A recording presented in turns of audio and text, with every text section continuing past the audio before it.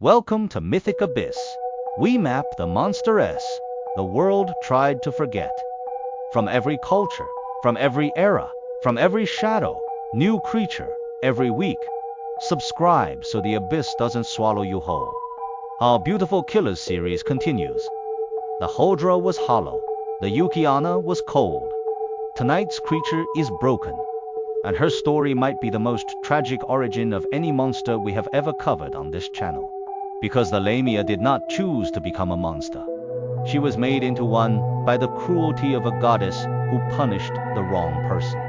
Lamia was a queen, a real historical queen of Libya. According to the ancient Greek historian Diodorus Siculus, she was renowned across the Mediterranean world for her extraordinary beauty.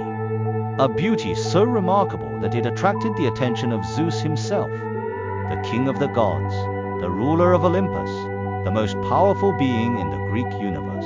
Zeus took Lamia as his lover, and she bore him several children. This was Lamia's crime, not ambition, not pride, not any sin of her own. Her crime was being beautiful enough to attract a god who could not control himself, and bearing the children of that union. For this, she was punished, not by Zeus, by Hera. Hera, Zeus's wife, was the goddess of marriage and family. She was also, in the Greek mythological tradition, the most vindictive deity on Olympus. When she discovered Zeus's affair with Lamia, she did not confront Zeus. She never did. Instead, she targeted the other woman.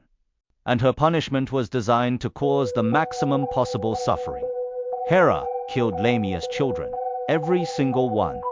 Some versions say Hera killed them herself. Others say she forced Lamia to eat her own children, driving her mad in the process. And then, as if the murder of her children was not enough, Hera cursed Lamia with insomnia, ensuring that she could never sleep, never rest, never escape the memory of what had been done to her. Lamia was condemned to eternal wakefulness, replaying the deaths of her children in her mind forever. The grief and the madness transformed Lamia physically. Her lower body became that of a serpent. Her face, once the most beautiful in Libya, became distorted with rage and sorrow, and she began to hunt the children of others, stealing them from their beds at night and devouring them. As if by consuming enough children, she could somehow fill the void that Hera had torn in her soul. But no number was ever enough. The void grew, she hunted.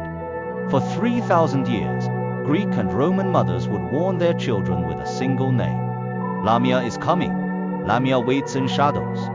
Lamia will take you from your bed, and you will never see your mother again. She became the original boogeyman of Western civilization.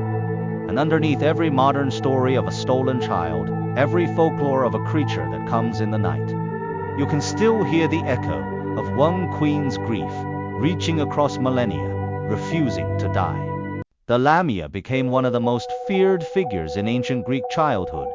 Mothers used her name to frighten children into obedience, warning that the Lamia would come for them if they misbehaved or wandered away from home at night. The philosopher Aristophanes references the Lamia in his plays as a figure of common knowledge, something every Athenian would recognize. She was the Greek boogeyman, and her story was told across the Mediterranean for over 1,000 years. But the Lamia legend contains a detail that elevates it beyond simple child scaring. Zeus, feeling guilt for what Hera had done, gave Lamia one gift, the ability to remove her own eyes. By taking out her eyes, Lamia could finally sleep, because she could no longer see the visions of her dead children that tormented her. This gruesome detail is both horrifying and heartbreaking. The only relief available to Lamia is self-mutilation. The only way she can escape her pain is by blinding herself. This makes the Lamia the first example in Western literature of what we now call trauma-induced monstrosity. Lamia is not inherently evil. She is not born a monster. She is created by suffering so extreme that it destroys her humanity. Every child she devours is an expression of grief, not malice. She is not attacking families. She is trying, in the most broken and destructive way imaginable, to replace what was taken from her. The Lamia's influence on subsequent mythology is enormous. She is the direct ancestor of every beautiful snake woman in Western culture. The medieval Lamia tradition evolved into the broader concept of the succubus and the vampire. John Keats wrote his famous poem Lamia in 1820, telling the story of a serpent who transforms into a beautiful woman and seduces a young philosopher, only to be destroyed when her true nature is revealed. The pattern of beautiful woman concealing serpentine nature runs directly from the ancient Greek Lamia through Keats to modern fantasy, anime, and video game snake women. The Lamia also connects to the broader pattern of divine punishment, falling on innocent women that runs through Greek mythology. Medusa was a beautiful priestess, transformed into a monster by Athena for being raped by Poseidon in Athena's temple. Arachne was a talented weaver, transformed into a spider by Athena for daring to be better at weaving than a goddess. And Lamia was a queen, transformed into a child-eating serpent by Hera for being loved by Zeus. In every case, the woman's crime is not her own. The punishment is disproportionate, and the gods who caused the original harm face no consequences. The Lamia matters today because her story is fundamentally about the weaponization of beauty and the punishment of women for the sins of men. Lamia did nothing wrong. She was beautiful. A god desired her, and for that she lost everything: her children, her sanity, her humanity, and her identity. She was transformed from a queen into a monster, from a mother into a child killer, from the most admired woman in Libya into the most feared creature in the Mediterranean. This pattern, the beautiful woman punished for being desired, resonates across cultures and centuries. We see it in the Hodra, cursed with a hollow back. We see it in the Yukiana, whose love is doomed by her nature. We see it in the Jorogumo, who must kill to survive. The beautiful monster is not a random archetype. It is a specific cultural response to a specific injustice. The tendency of societies to blame women for the desires they inspire in others. And Lamia's most important legacy is as a cautionary tale about power. Hera had absolute power over Lamia. She used that power not to punish Zeus, who committed the offense, but to destroy the weakest person in the triad. This is what power does.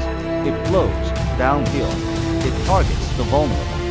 And it transforms victims into monsters, who then perpetuate the cycle by targeting those even more vulnerable than themselves. The cycle of abuse, encoded in mythology 3,000 years ago, is still the defining pattern of human cruelty today.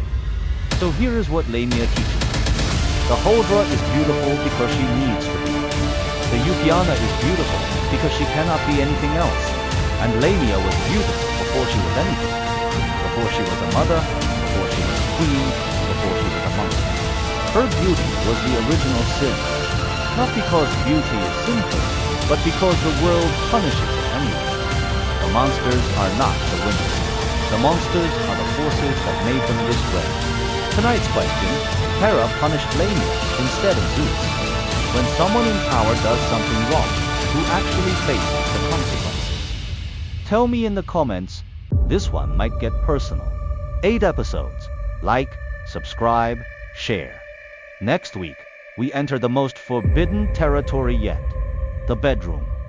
The succubus, a demon that appears in your dreams as the perfect woman, drains your life force, and has been blamed for everything from wet dreams to unexplained deaths for 2,000 years.